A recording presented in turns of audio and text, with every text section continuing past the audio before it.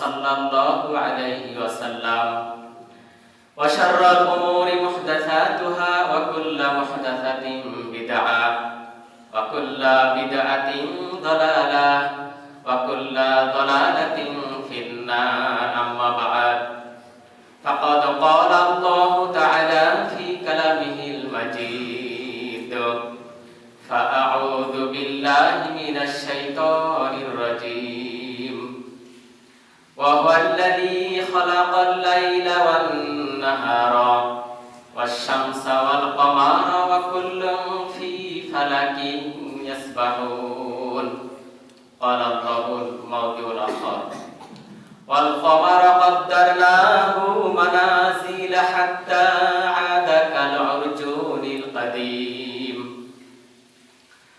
وعن أبي هريرة رضي الله عنه قال قال رسول الله صلى الله عليه وسلم إذا كان أول ليلة من شهر رمضان سفدت الشياطين ومرضت الجن وغلقت أبواب النار فلم يفتح منها باب وفتحت أبواب الجنة فلم يغلق منها باب وينادي منادي يا باغي الخير أقبل ويا باغي الشر أكثر ولله اتقوا من النار وذلك كل ليلة رواه الترمذي وابن ماجه بسند صحيح إن الحمد لله والصلاة والسلام على رسول الله মুহতারাম আজকে জুমা মসজিদে উপস্থিত আমার প্রিয় মুসলিম ভাতৃমণ্ডলী যাবতীয় হামদ এবং সানা আল্লাহ সুবহানাহু ওয়া তাআলার জন্য দরুদ এবং তাসলিমাত বর্ষিত হোক আল্লাহ রাসূলের উপর সাল্লাল্লাহু আলাইহি ওয়াসাল্লাম। রমাদানের চাঁদ এই শিরোনামে আজকের জুমার সংক্ষিপ্ত এবং তথ্যবহুল খুতবা উপস্থাপনের চেষ্টা করব ইনশাআল্লাহুল আজিজ। ওয়া মা তাওফীকি ইল্লা বিল্লাহ আলাইহি তাওয়াক্কালতু ওয়া ইলাইহি উনীব। আল্লাহ সুবহানাহু ওয়া তাআলা কোরআনুল কারীমের সূরা আম্বিয়া 33 নম্বর আয়াতে বলেন ওয়াল্লাযী খালাকাল লাইলা ওয়ান নাহার ওয়াশ শামসা ওয়াল কমার ওয়া কুল্লুন ফি ফালাকি ইয়াসবাহুন। আর তিনি হচ্ছেন সেই সত্তা যিনি রাত এবং দিন সৃষ্টি করেছেন এবং সৃষ্টি করেছেন চাঁদ এবং সূর্য, সূর্য এবং চাঁদও তিনি সৃষ্টি করেছেন এবং এগুলি নিজস্ব কক্ষপথে বিচরণ করছে। তাহলে রাত দিনের যে আবর্তন, সূর্য চন্দ্রের ঘূর্ণন, এগুলো আল্লাহ সুবহানাহু ওয়া তাআলার এক মহান নিদর্শন। এমনি এমনি রাত থেকে দিন, দিন থেকে রাত, সূর্য আকাশে দেখি আবার ডুবে, চাঁদ কখনো দেখা যায় আবার কখনো হারিয়ে যায়, কখনো ক্ষীণ অবস্থায় কখনো মোটা অবস্থায় বিভিন্ন গঠনের চাঁদ দেখা যায় আকাশে।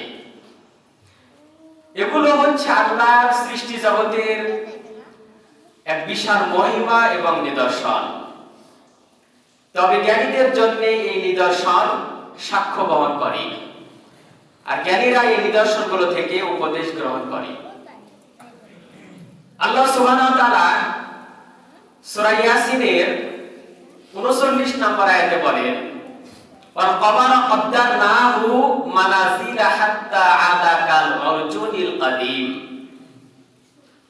আর আমি চাঁদের মধ্যে নির্ধারণ করেছি বিভিন্ন মানজিল। ওয়াল কমারা কদ্দারনাহু মানাজিল, মানজিলের বহুবচন হচ্ছে মানাজিল। মানজিল শব্দের অর্থ হচ্ছে বিভিন্ন ধাপ, স্তর। আল্লাহ সুবহানাহু ওয়া তাআলা বলছেন আর আমি চাঁদের মধ্যে নির্ধারণ করেছি বিভিন্ন স্তর, বিভিন্ন মানজিল। হাত্তা আদা কাল উরজুনিল কাদিম, অবশেষে এই চাঁদ পুরাতন শুকনো বাঁকা খেজুরের শাখার মতো হয়ে যায়। সূরা ইয়াসিনের 39 নম্বর আয়াতে আল্লাহ সুবহানাহু ওয়া তাআলা কথা বলছেন। এই চাঁদের মধ্যে যে আল্লাহ সুবহানাহু ওয়া তাআলা তার বিশাল নিদর্শন নিহিত রেখেছেন, সেটা দ্বারা আমরা এই কোরআনুল কারীমের সূরা ইয়াসিনের 39 নম্বর আয়াত থেকে আমরা বুঝি। কারণ আপনি যদি আজকে রাত্রিতে খোঁজেন, বাংলাদেশের আকাশে কোথাও চাঁদ দেখতে পাবেন না, কোনোভাবে দেখতে পাবেন না। সেটা ক্ষীণ অবস্থায় হোক আর মোটা অবস্থায় হোক, চিকন অবস্থায় হোক আর মোটা অবস্থায় হোক, কোনোভাবে আপনি আমাদের বাংলাদেশের আকাশে চাঁদ দেখতে পাবেন না।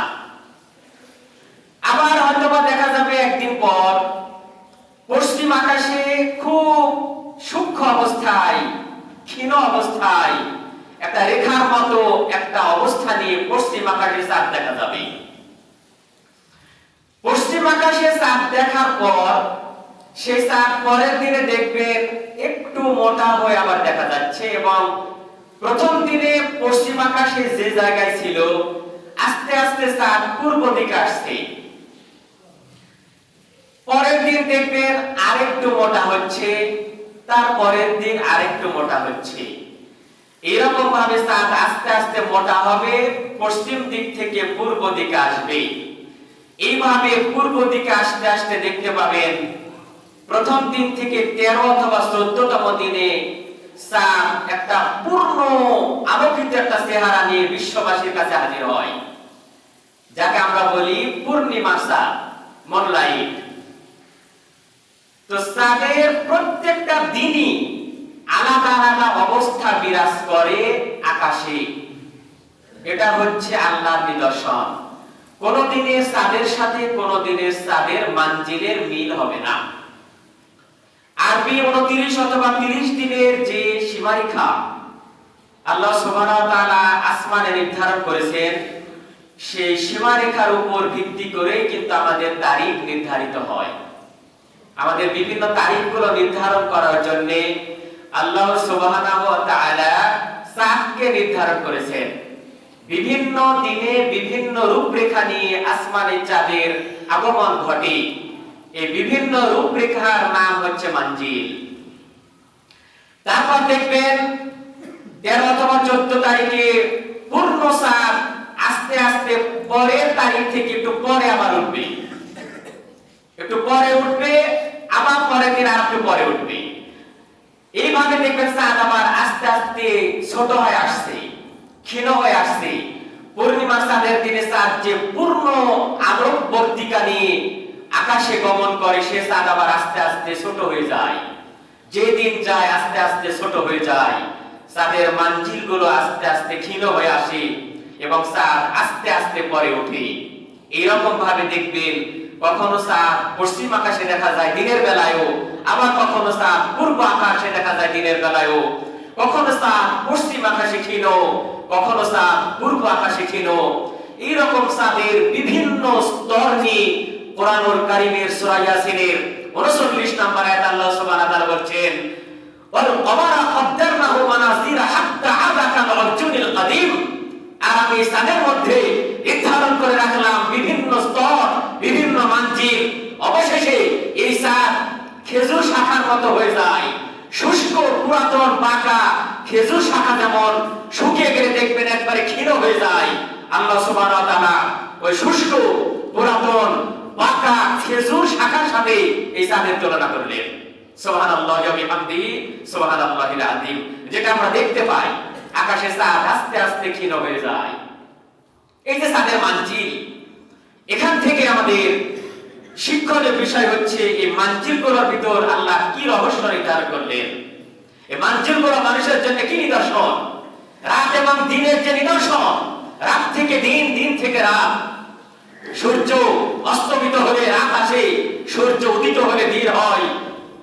আকাশে সূর্য এবং চাঁদের এই যে বিচরণ চলছে, এই বিচরণগুলি আল্লাহর মহান নিদর্শন।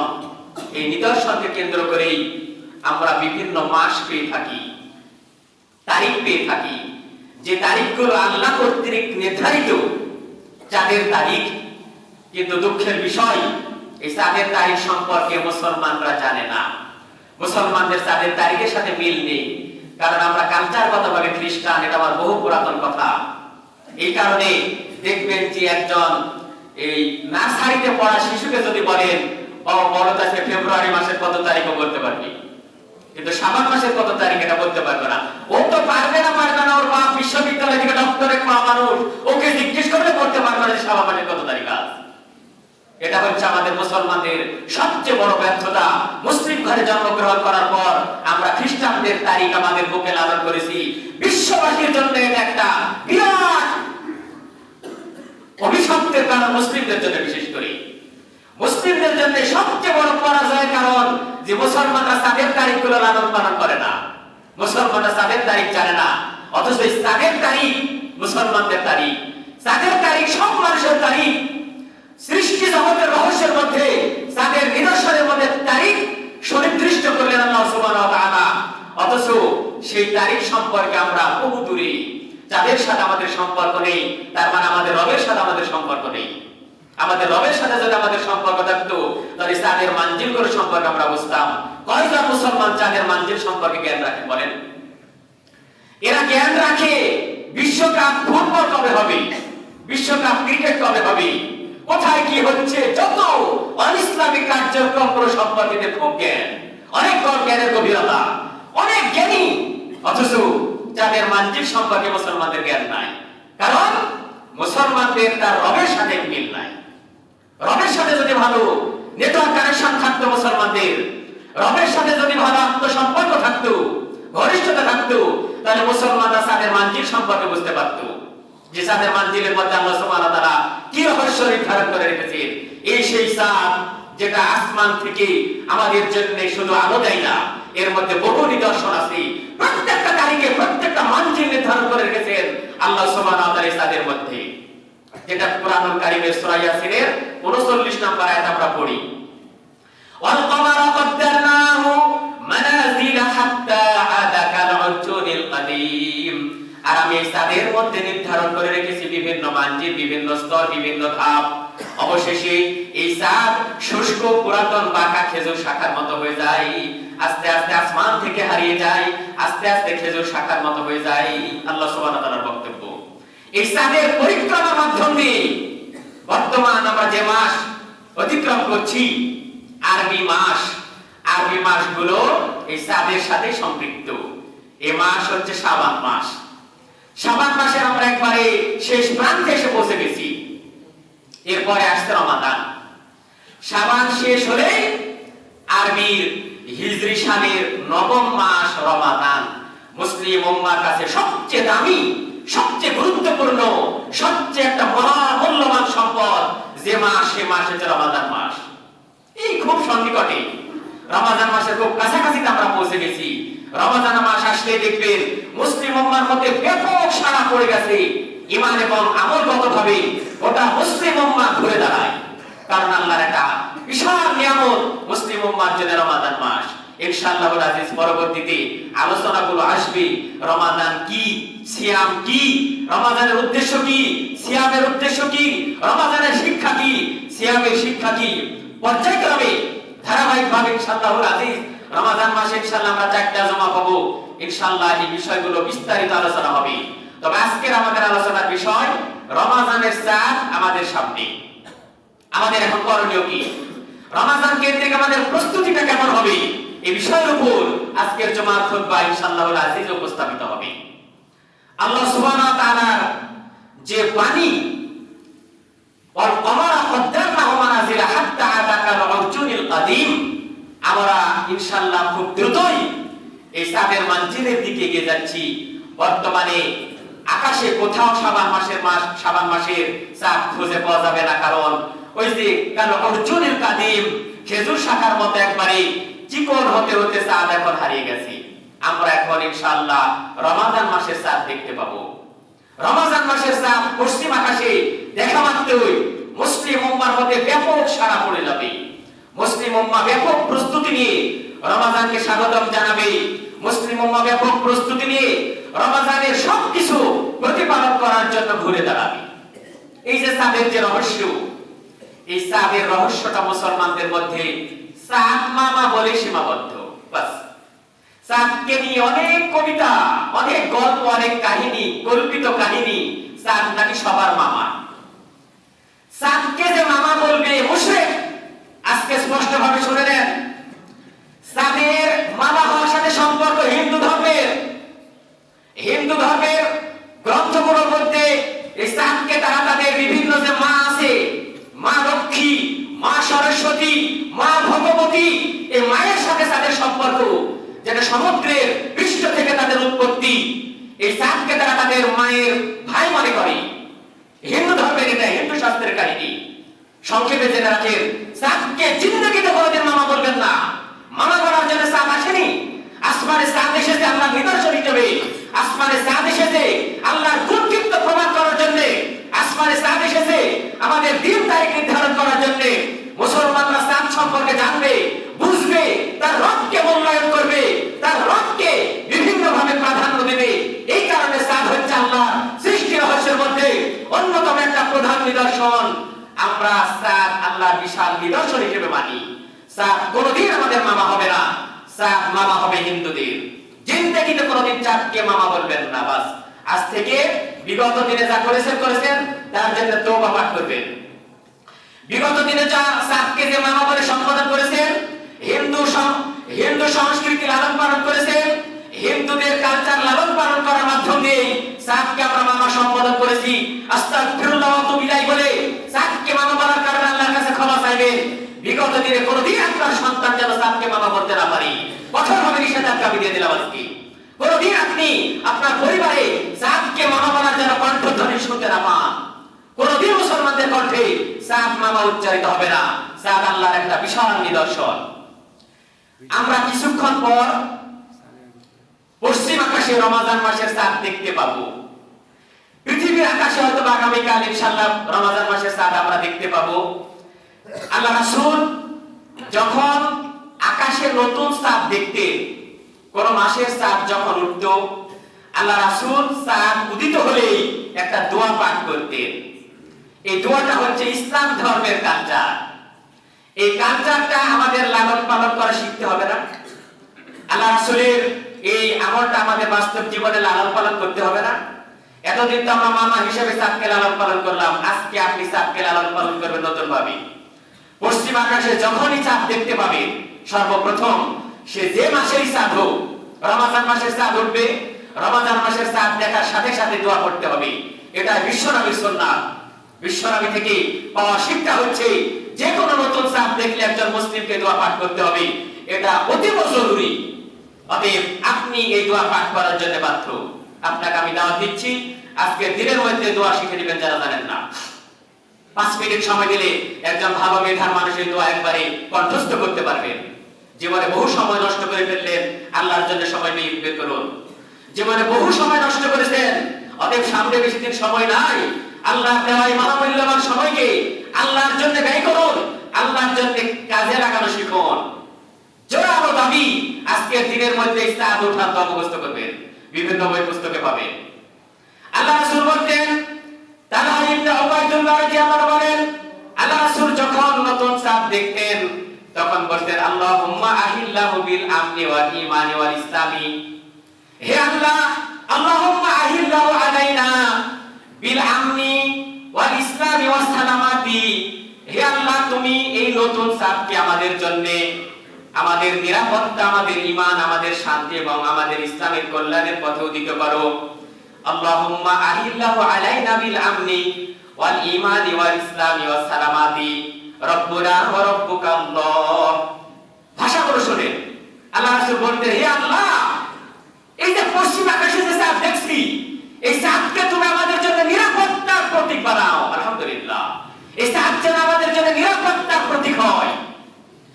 ওয়াল ঈমান, আমাদের ঈমান, ওয়াস সালামাত, আমাদের জন্য শান্তি, ওয়াল ইসলাম, এবং ইসলামের পথে যেন কল্যাণের বার্তা বহন করে।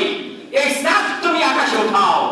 হে আল্লাহ, তুমি এই চাঁদকে আমাদের নিরাপত্তা, আমাদের ঈমান, আমাদের শান্তি, আমাদের ইসলামের জন্য কল্যাণকর করে তুমি পশ্চিম আকাশে উদিত করো। রব্বুনা ওয়া রব্বুকা আল্লাহ। হে চাঁদ, তোমার এবং আমার রব একই। হে চাঁদ, তোমার রব যিনি, আমাদের রব তিনি। রব্বুনা ওয়া রব্বুকা আল্লাহ। তিরমিজিতে হাদিসটি বর্ণিত হয়েছে, তালহা ইবনে উবাইদুল্লাহ রাদিয়াল্লাহু থেকে বর্ণিত। এই দোয়া আমাকে আপনাকে পড়া শিখতে হবে না? জরুরি ভিত্তিতে দেওয়া এই দোয়া যেন আমাদের এই রমাদানের প্রথম আমল হয়। রমাদানের প্রস্তুতি 5 কেজি 10 কেজি গোশত কেনার মধ্যে সীমাবদ্ধ রাখলে হবে না ভাই। রমাদানের প্রস্তুতি আসলে ইফতারিতে কি খাবো, সাহারিতে কি খাবো, ঠিক আছে খান, সুন্নাত মোতাবেক চলেন, কিন্তু আসল কাজগুলি বাদ দিয়ে, আল্লাহ রাসূলের সুন্নাহগুলিকে বাদ দিয়ে শুধুমাত্র ভোগের মধ্যে সীমাবদ্ধ থাকলে রমাদানের আসল উদ্দেশ্য থেকে আমরা ছিটকে পড়ে যাব। প্রথম ধাপ, সাফ দেখা মাত্র এই দোয়া পাঠ করবেন, আল্লাহুম্মা আহিল্লাহু আলাইনা বিল আমনি ওয়াল ইসলামি ওয়াল ঈমানি ওয়াস সালামাতি রাব্বুনা ওয়া রাব্বুকাল্লাহ। আল্লাহুম্মা আহিল্লাহু আলাইনা বিল আমনি ওয়াল ঈমানি ওয়াস সালামাতি ওয়াল ইসলামি রাব্বুনা ওয়া রাব্বুকাল্লাহ। ছোট্ট একটা দোয়া, কয়েক মিনিট সময় দিবেন, ইনশাআল্লাহ মুখস্থ হয়ে যাবে। নতুন চাঁদ দেখবেন রমাদান মাসে, নতুন চাঁদ দেখার সাথে সাথে দোয়া পাঠ করবেন, ওই চাঁদ আমার আপনার জন্য নিরাপত্তার আধার হবে, ওই চাঁদ আপনার ঈমানের জন্য বরকতময় হবে, ওই চাঁদ আপনার ইসলামের জন্য বরকতময় হবে, ওই চাঁদ আপনার জীবনের জন্য বরকতময় হবে, ওই চাঁদ আমাদের সারা জীবনের নিরাপত্তা, সারা জীবনের ইসলাম, সারা জীবনের ঈমান, সারা জীবনের শান্তির জন্য কল্যাণকর হবে। ইয়া রাব্বাল আলামিন, তুমি আমাদের সামনে যে রমাদান মাস আসছে, এই রমাদান মাসের চাঁদকে আমাদের সকলের জন্য নিরাপত্তা, ঈমান, শান্তি এবং ইসলামের পথে আমাদের জন্য কল্যাণকর করে এই চাঁদকে তুমি দান করো ইয়া রাব্বাল আলামিন, সকল আমিন। এই চাঁদকে আমরা এইভাবে স্বাগতম জানাবো এই দোয়া পাঠের মাধ্যম দিয়ে। আসুন, এরপরে আমাদের সামনে আসছে রমাদান মাস। রমাদানের মোটামুটি প্রস্তুতি আমরা ইনশাআল্লাহ গ্রহণ করব। আমাদের পরিবার কেন্দ্রিক প্রথম ধাপ, রমাদানকে কেন্দ্র করে পরিবারের কোন সদস্য, একজন সদস্য যেন 5 ওয়াক্ত সালাতের বাইরে না থাকে। যাদের সালাতের বয়স হয়েছে, নারী পুরুষ শিশু 7 বছর থেকে শুরু করে উপরে যে কোনো বয়সের নারী পুরুষ সকলের জন্য জরুরি ভিত্তিতে 5 ওয়াক্ত মুসল্লি হতে হবে আপনি, নইলে আপনি মুসলিম হিসেবে নিজেকে পরিচয় দিতে পারবেন না। পরিচয় দিলে টাকা চুরি।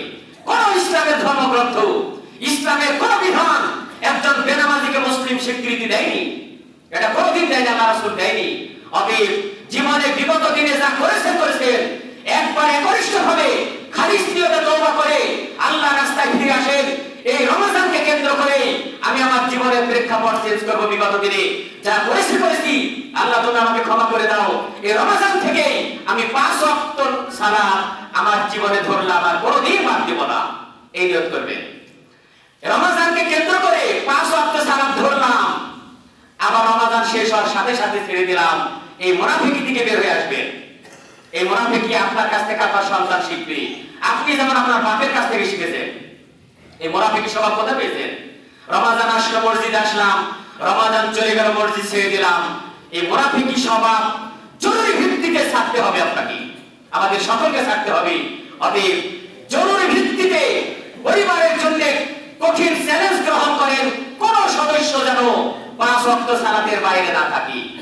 একবারে মসজিদ ভিত্তিক, জামাত ভিত্তিক, যারা ছেলে যারা পুরুষ তারা জামাত ভিত্তিক মসজিদে এসে 5 ওয়াক্ত সালাত আদায় করার ক্ষেত্রে বদ্ধ পরিকল্পনা গ্রহণ করেন। মনে মনে নিজের সংশোধন হন, নিজের পরিবারে যারা এখনো সালাত ধরেনি তাদেরকে সালাত আদায়ের জন্য বাধ্য করেন। আপনি যদি পরিবারের কর্তা হয়ে থাকেন, কঠোর চ্যালেঞ্জ গ্রহণ করে আপনাকে মুসলমান হিসেবে পরিচয় দেওয়ার ক্ষেত্রে এই অঙ্গীকারবদ্ধ হতে হবে। ইসলামী শরীয়তে কোনো ফাঁকা নেই, সালাতের ক্ষেত্রে ইসলামী শরীয়তে কোনো ফাঁকা নেই। অতএব সালাত ইসলামী শরীয়তে ব্যতিক্রম ধর্মী ইবাদত। যতদিন পর্যন্ত আপনার হুঁশ আছে ততদিন পর্যন্ত সালাতের ক্ষেত্রে কোনো আপোষ নেই। পুরাতন আলোচনাটা আমার বাস। সালাতের দাওয়াত গেল, মসজিদে আসবেন, প্রাসঙ্গিক কথা, মসজিদে আসবেন, মসজিদের সম্মান রক্ষা করবেন। মসজিদের সম্মান কি? মসজিদে এসে জরুরি প্রয়োজন ছাড়া কোনো কথা বলবেন না। মসজিদ আল্লাহর ঘর, মসজিদের আদবের উপর আমার খুতবা হয়ে গেছে। সংক্ষেপ কথা, মসজিদে এসে কোনো মুসল্লিকে কষ্ট দেবেন না। উচ্চ স্বরে জিকির আজকার করেও, উচ্চ স্বরে কিরাত পাঠ করেও আপনার পাশের মুসল্লির যেন কষ্ট না হয়, এই বিষয়ে সতর্কতা অবলম্বন করবেন। আপনি মসজিদ এমন ভাবে চলবেন মনে হবে যে আপনি ঘুমিয়ে আছেন। মূল কথা শোনেন, আপনি মসজিদ এমন ভাবে চলবেন আপনার চলাফেরা থেকে মনে হবে আপনি ঘুমিয়ে আছেন। অতএব মসজিদে আদব কায়দার সাথে চলবেন, মসজিদের আদবের উপর খুতবা আমার আগে হয়ে গেছে। দ্বিতীয় ধাপ সেটা হচ্ছে সিয়াম পালন। যেহেতু রমজান মাস, আল্লাহর চূড়ান্ত বিধান যে একজন প্রাপ্তবয়স্ক মুসলিমকে সিয়াম পালন করতেই হবে। রমজান মাসে কোন মুসল্লি যেন সিয়ামের বাইরে অবস্থান না করে।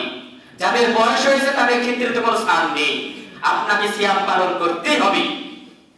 কারণ যদি নিজেকে মুসলিম বলে প্রমাণ করতে চান, ইচ্ছাকৃতভাবে আপনি একদিন যদি সিয়াম ছেড়ে দেন, তাহলে আল্লাহর এই বিশাল যে ফরজ, এই ফরজ তরক করার কারণে বিশাল পাপী হবে, মহা পাপী হবে।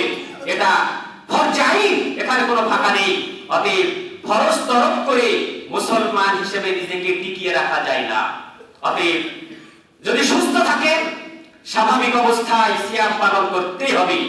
আপনার পরিবারের যে সমস্ত সদস্যদের সিয়ামের বয়স হয়নি, ধরেন ছোট ছেলে মেয়ে, এদের ক্ষেত্রে ইসলামী শরীয়তের কালচার তাদেরকে বোঝানোর জন্য, ইসলামী শরীয়তের কালচারগুলি তাদেরকে শেখানোর জন্য এদেরকে সাহারি এবং ইফতার পার্টিতে তাদেরকে অংশগ্রহণ করাবেন। তাদের মধ্যে আমাদের এই ইসলামের কালচারগুলো এখন থেকে ইনস্টল করতে হবে, ঢুকিয়ে দিতে হবে তাদের মেমোরিতে। নইলে তারাও বড় হয়ে আমার আপনার মতো এরকম ভাবে এই অর্ধ মুসলিম হয়ে তারা সারা জীবন পার করবে। এখন তাদেরকে শেখানোর বয়স। পরিবারের গার্জিয়ানদের প্রতি জোরালো দাবি থাকলো আমার, আপনারা আপনাদের সন্তানদেরকে সাহারি এবং ইফতার পার্টিতে অংশগ্রহণ করাবেন। ওরা যদি সাহারি খেতে চায় খাওয়াবেন, ওরা সিয়াম পালন করতে চাইলে করাবেন। গত বছর আমি বলেছি, একজন 5 বছরের শিশু সিয়াম রাখতে চাচ্ছে, ওকে সিয়াম রাখাবেন। একজন 7 বছরের শিশু সিয়াম রাখতে চাচ্ছে, ওকে সিয়াম রাখাবেন। একজন 10 বছরের শিশু সিয়াম রাখতে চাচ্ছে, ওকে সিয়াম রাখাবেন। এদেরকে ধর্ম থেকে দূরে রাখা যাবে না। তবে কারো সিয়াম হবে 1 ঘন্টা, কারো হবে 3 ঘন্টা, কারো হবে 5 ঘন্টা। যার সিয়াম রাখার বয়স হয়নি তাদের সিয়াম এরকম ভাবে হবে। এটা হচ্ছে তাদের প্রশিক্ষণ। খবরদার তাদেরকে সিয়াম রাখা থেকে দূরে রাখবেন না।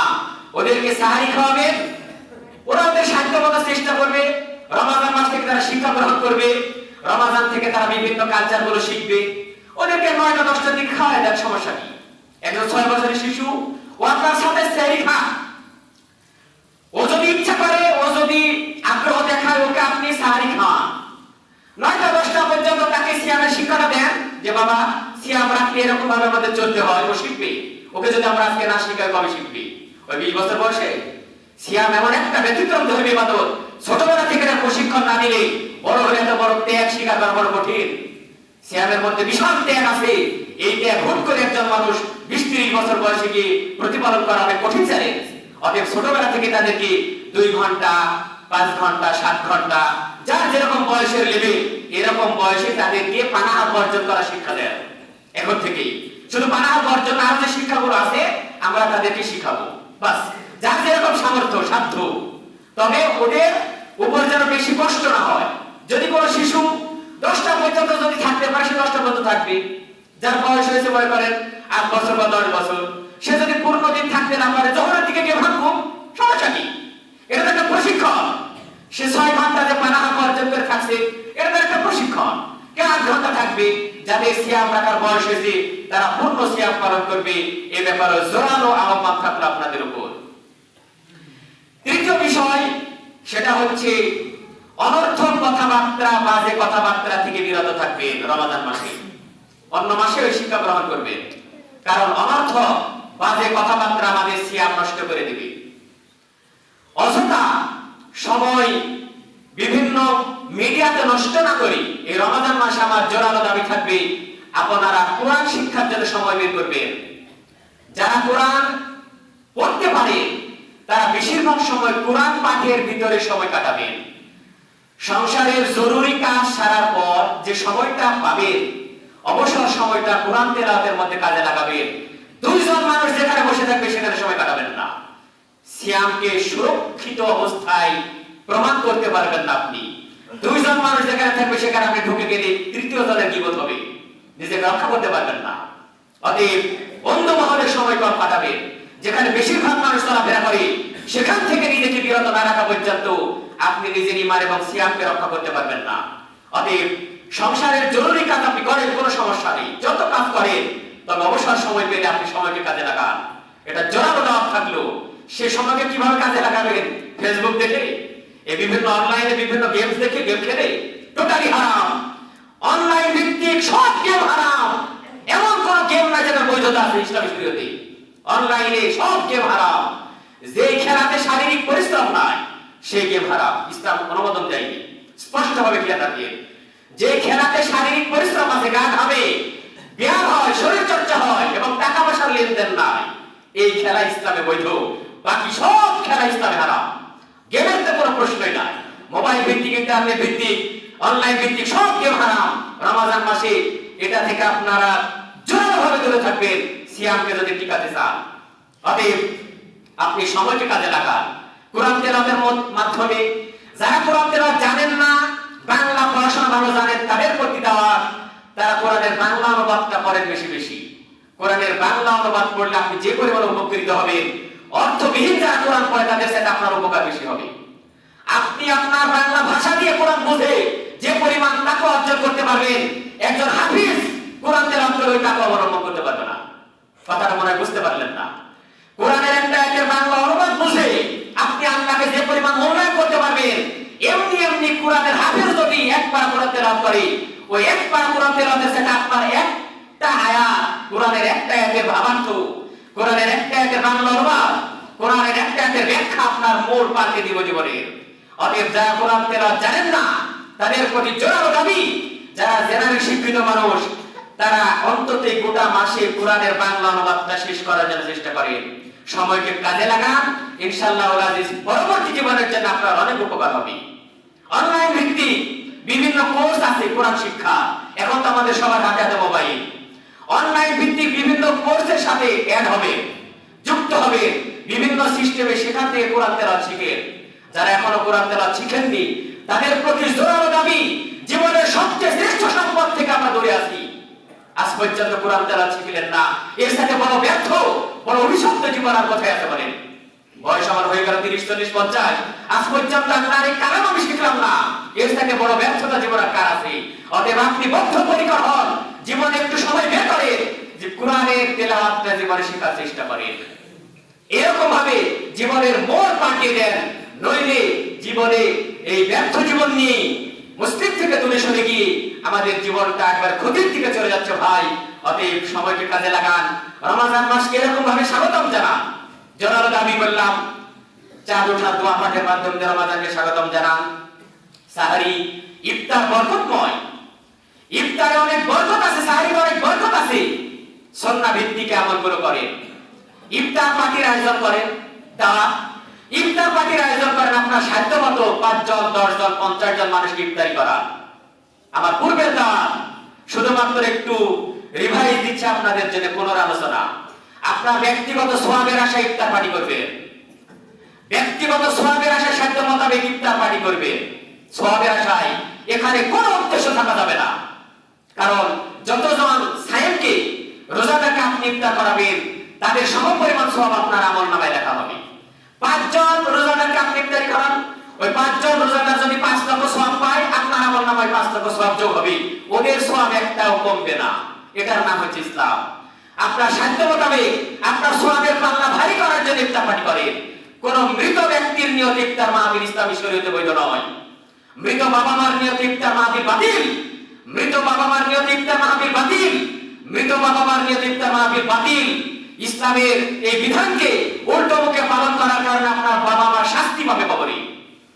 আপনি ইসলামকে উল্টো মুখে যখন মানতে যাবেন তখন আপনার বাবা মার আপনি ভালো চাচ্ছেন, কিন্তু বাবা মার পরিণতি হবে খারাপ।